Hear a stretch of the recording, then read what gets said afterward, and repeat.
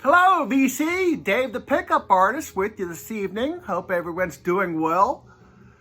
Yeah, it was a pretty good week. Saturday or Sunday, we had the record show in town and hit it, and good time.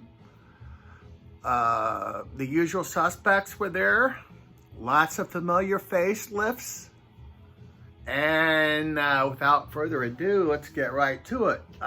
First, I hit a, yesterday and today, one of the vendors there, they had their $2 bin. And they had actually six for $10. So I picked up a couple of albums. First one, Simon & Garfunkel. This is in the shrink wrap still. And for the sticker freaks, we've got J.M. Fields, I believe it is. Yeah, I always pick up Simon & Garfunkel because, I like Simon & Garfunkel. Like the rest of you, I keep the good copies, and the ones that aren't so good I sell. And they always sell, too. I just sold a first pressing of this particular album online last week, actually. So yeah, I always pick these up, but I keep the best one, and the best one isn't necessarily the first pressings either. So I don't know. This next one was in the $2 bin. Buddy Miles live. This is a 2-record set. Check that cover out. We got Buddy drumming. And we also got a Mount Rushmore type situation there with none other than Buddy Miles. Trippy inner cover. Yeah, I took a chance on this one. I love Buddy Miles, and I love this album. It's a great album, but this copy is kind of just spent. Yeah, it's pretty much toast. The cover's pretty rotten too.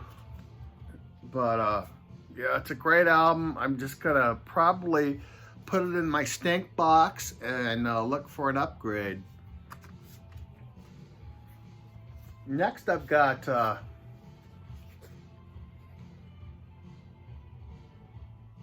this guy. They Only Come Out at Night, the Edgar Winterband.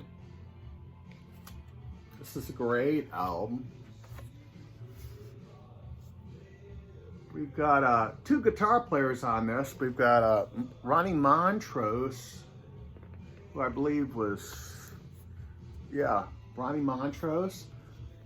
And also Rick Derringer, who was in the McCoys, plays guitar on here also. Yeah, great album. It's got the great instrumental Frankenstein on it. Glad to add it. Sounds great too. Next we've got Bark, Jefferson Airplane, on their later years grunt label. This has the one of the original inserts in it. Apparently, this had a plastic bag attached to it, kind of like Led Zeppelin's Into the Outdoor album. I don't know all about that. I didn't really look into it, but yeah, there was a additional cover or something on here. But the album sounds great. This is another great Jefferson Airplane album. I heard some of these songs on their box set. I had the box set on, I had the box set called Jefferson Airplane Loves You. And a few of the songs were on here were on that. So I had heard some of it before, but the whole album's great. At that point, they were transitioning to Starship, Jefferson Starship. And with that, we've got Wishbone Ash. Great cover. the whole cover like that. George Lucas stole the idea for Darth Vader from this album. But yeah, this is great. I have this on CD, and actually the CD just went bad.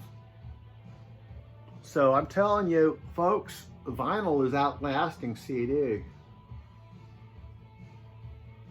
Great album.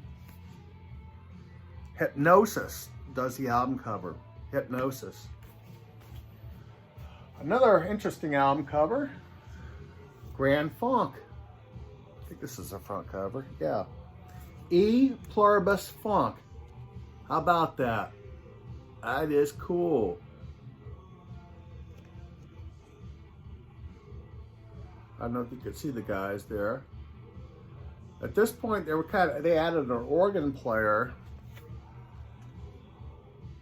Actually, they didn't add an organ player. They started adding organ to their albums. It wasn't until another album they added another player. But this is a great album. It's got foot stomping music on it. The album comes out. That's on the Grand Funk Railroad label. And I guess this is the inner sleeve. You got the shots of the band. They were still a three-piece then. It's a lot like the Small Faces Ogden album. Then we've got the Rascals. The Rascals, they had a bunch of hits, mid-60s. As the 60s progressed, they went a little bit more psychedelic. You can check out the guys here. And yeah, some tracks are more psychedelic than others. They've got a track called Sativa, about weed, and it features Felix Cavallari on sitar, and other members are on tabla and other Mid-Eastern instruments, but there is still that old, Rascals pop tracks on here too, so you got a little bit of everything. But yeah, this is the Rascals getting a little bit psychedelic. It's a great album. I liked it. I thought this was the first Foghat album, but I believe it's actually the second. I picked this up. Great album. I pick up all Foghat. That's in good condition. I love Foghat. Yeah. Glad to see this one. Yes, the first album. I have this on CD, and the Rhino CD I have has a lot of the outtakes and everything, and those are very cool too. So this is a band I like to have everything for the CDs, the records, but it was in a shrink wrap.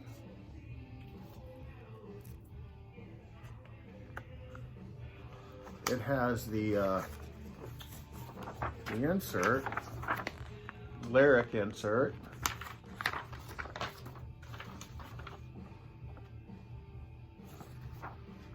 Yeah, this Yes's first album is it's a psychedelic album, really. They were in a band called Mabel Greer's Toy Shop or something like that, and after that ended, they went into this, and it's a little bit psychedelic, but the best thing on here is probably Chris Squire's bass playing. Awesome bass on this album. The original lineup. They do a great version of I See You by the Byrds. I think it was written by David Crosby, but yeah, they do their own Yes spin on it. which is really good. And yeah, that was, and finally I've got, I saw this one. I didn't have this in my collection. I have the other albums with the exception of the, you know, the box sets. And saw this, and it was, well, actually, it had a $20 price tag on it. And then he said everything was 25% off, so I got it like, yeah, 15 bucks. This doesn't have the pirate flag on it. And it looks like a fairly early pressing on Verve.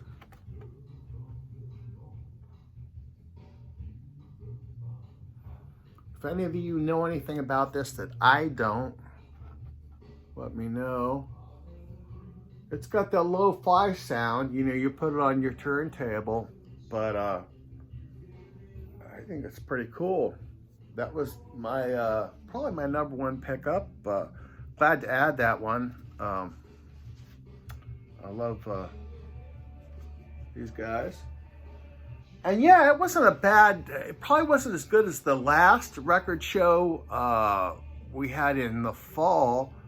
But yeah, I think that was because some of the vendors weren't there, you know, obviously the virus and everything. So a lot of people didn't turn out, but you know, it was okay.